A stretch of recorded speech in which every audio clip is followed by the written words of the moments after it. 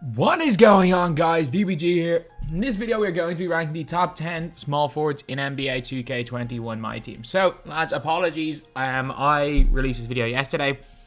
If you guys were one of the first 200 or 300 people to watch it, you guys may already know this list. But there was only a few people who watched it. So, basically, what ended up happening was I had my background music set.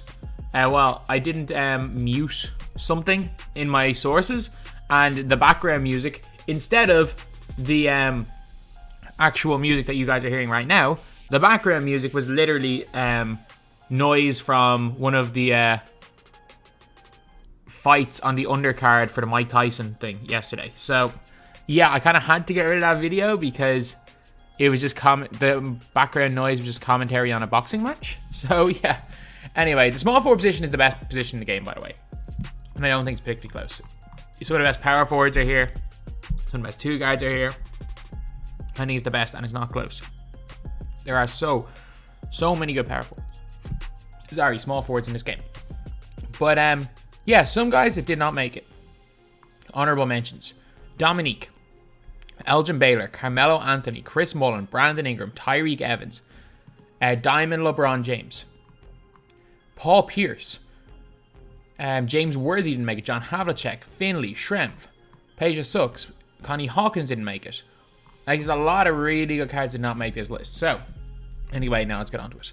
At number 10, we have got Diamond Giannis Antetokounmpo. Mainly for how much of a god he is on next gen, but he's also very, very good on current gen. Giannis is one when you're looking and you're like, attributes-wise, stats-wise, and badges-wise, he's just not great. He's just not great by any means. But it's Giannis.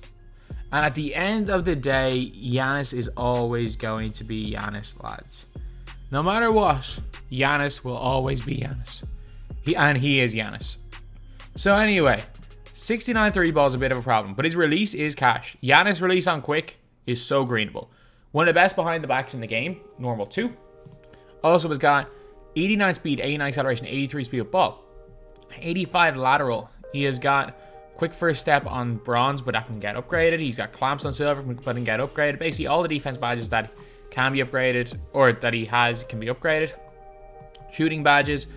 If he could catch and shoot, to be a lot better, but his release is so greenable in the corners that he hits very, very consistently. I wouldn't shoot with him from the wings on current gen. On next gen, it's fine shooting with him from the wings, but I wouldn't do it on current gen. But he can green consistently from the corners if you know his release. At number 9, we have got Vince Carter. Vince Carter is terrible value, but underrated at the same time.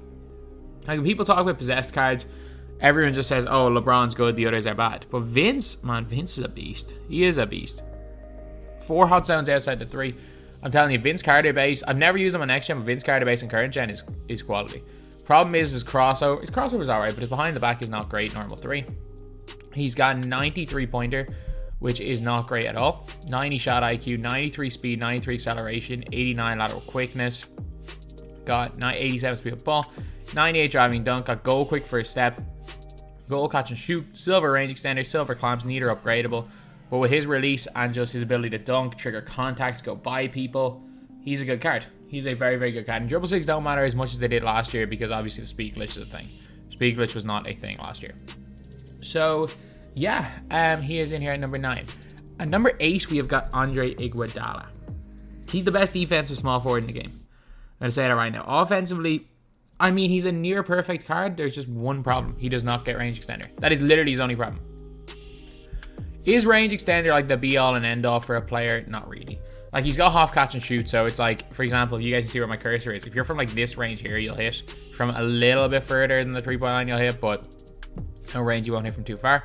91 speed, 91 acceleration, 90 driving dunk, 86 3-pointer, 96 lateral quickness, good speed with ball. He's got half clamps, half ball pass, half pick toucher, half tire defender, goal hard catcher, goal interceptor, goal quick first step. Tendencies, great pass interception, and great on-ball steal. As well as that, he has got Andre Iguodala's release timing on quick. He is one of the very few players in the game that has any release on quick, by the way. Like, I get it that we've got 2 of the 3 so far we've seen are on quick, but there are very, very few cards. Like, if you're looking for good cards in the game that have released on quick, like, look at that. We're already into Ruby, and this is it. But he's got the profile behind the back, which is way better on current gen. And honestly, this card is ridiculous. Fastest release I've used on next gen. I'm not going to say it's the best release, but it does feel like it's the fastest release. And yeah, just a really, really good card. Great defensively. At number 7, Chris Middleton. Chris Middleton does not do quite as much as, say, a Iguodala. You can argue he doesn't do quite as much as a Vince Carter. But in my opinion, like, his dribble sigs are bad. But his jump shot's one of the best in the game. I think he's got one of the easiest catch and shoot releases in the game. Hot zones everywhere. 8 Hall of Fame badges, a bunch of Hall of Fame shooting badges, gold range extender, silver quick first step, gold clamps. And just look at these stats. 84 speed, 82 speed of ball. Moderately good dunk. Has got great 3 ball, great lateral quickness. Just an unbelievable 3 and D player. And I could have swore Chris Middleton was 6'8", but either way, still got good length for the 2 guard position, 6'7" with a 6'10" wingspan. But yeah, Chris Middleton, as far as what he does, if you just want a 3 and D cone, trust me, you cannot go wrong with Chris Middleton. And number 6, we got Glenn.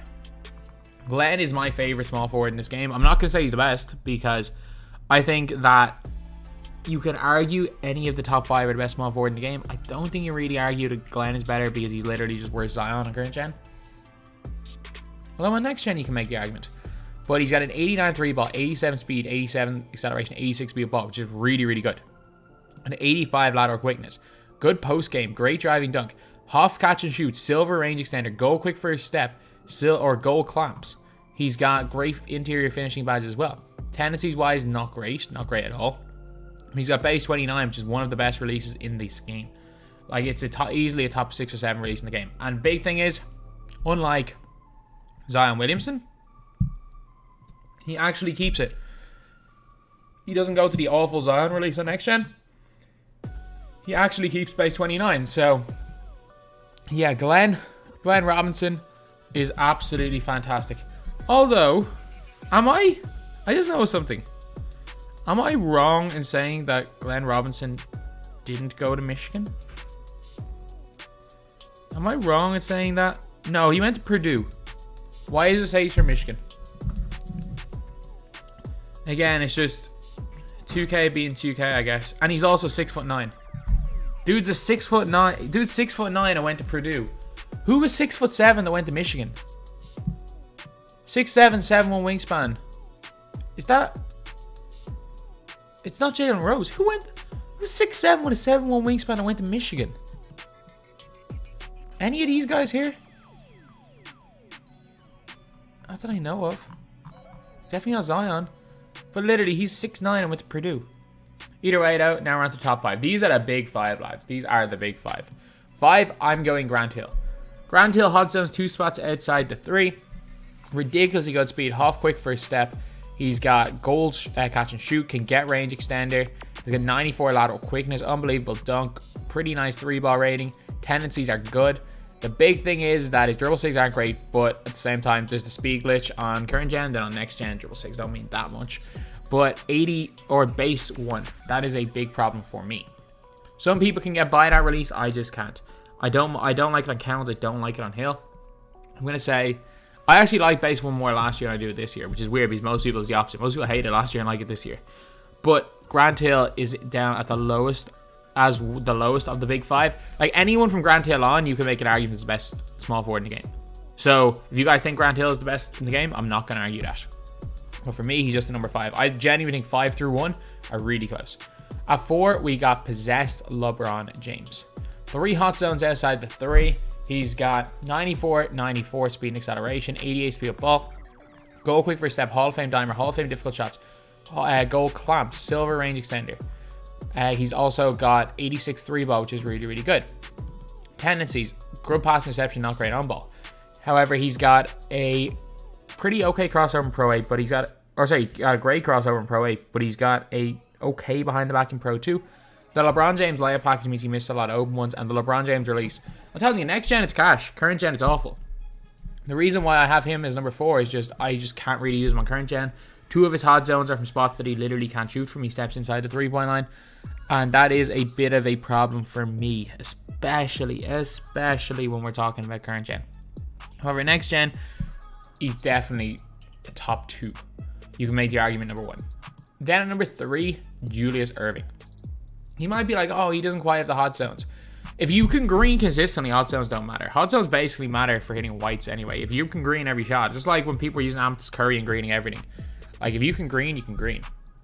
He's got an 83 3 ball, 94 speed, 94 acceleration, 86 speed ball, 90 perimeter defense, which is really good, and 95 drive and dunk. But you're looking like off rip. I'm telling you this right now.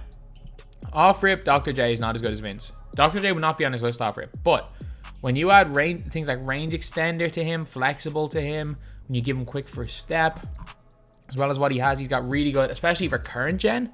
His SIGs are ridiculous. The profile behind the back is awful next gen, but it's great on current gen. He's got Rudy upper, Rudy base. One of the best releases in the game. Man, he's really, really good in my opinion. He belongs here at number 3. Number 2, we got Kevin Durant. Kevin Durant is a beast in game. He's better next gen and current gen, and he's also better at the power forward position. I'm going to say that right now. Kevin Durant is better playing at the 4 than playing at the 3. 90 speed, 90 acceleration, 93 speed, or 93 3 ball. Got 87 speed ball, 6'10", so he's got almost like 6'10", 7'4" wingspan. Like literally, he's basically got Giannis length. We can't forget about that, and I just gave away his number 1. Right, but should have been fairly obvious. But he's got great lateral quickness, gold range extender, comes with silver upgradable clamps, gold quick first step.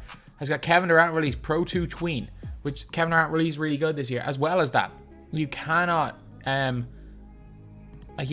to account for the fact that with his dynamic duo, he goes to an 80 block, playing with the power forward position is a lot better. But then Ibaka with the duo goes to a 93 ball and goes up a lot. So I'm telling you, this duo is ridiculous to run. But yeah, Kevin Durant may be a little bit expensive, but he is in here at number 2. And number 1, it's just preference, it's Cam Reddish. And a big thing, the extra hot zone. Current gen, behind the back approach 5 is massive. And I think on next gen, the Paul George base is better than Kevin Durant base. I think on current gen, it's better as well. He's also 6'8", can play the 2. Got a great 3 ball, great speed, great lateral quickness. Only comes with silver, non-upgradable range. Comes with gold clamps, gold pogo, gold pick dodger. Tendencies. Not got a great on-ball steal or pass interception, but he's still a really good defender. Cam Reddish for me, he just does a little bit of everything. Well, he does everything. And compared to the other guys, I just think his release, his animation, the way he feels in game is just that little bit better. But you could definitely, from Grand Hill on, you could make an argument. Like, I think these guys are probably all in their 1 tier. You can order them in any way you want. And then I think these 5 are just another tier. Like, I think the gap between Glenn and Grant, even though personally Glenn, I take Glenn over some of them, but I think in terms of just like for argument's sake, this is where the cutoff point is. There's a first 5 and a second 5. From Grant on, you can argue any of them. You can argue any of the other order. And like, you can probably argue that maybe not Connie Hawkins. You could argue that badged up Finley or badged up Ingram, or maybe even Opal Elgin Baylor belong on this list. So anyway, yeah, that is pretty much it. Apologies again for not being able to upload this yesterday. I couldn't really have a boxing fight on in the background of a video. So anyway, that's the video. Thank you guys for watching. Please like, comment, and subscribe.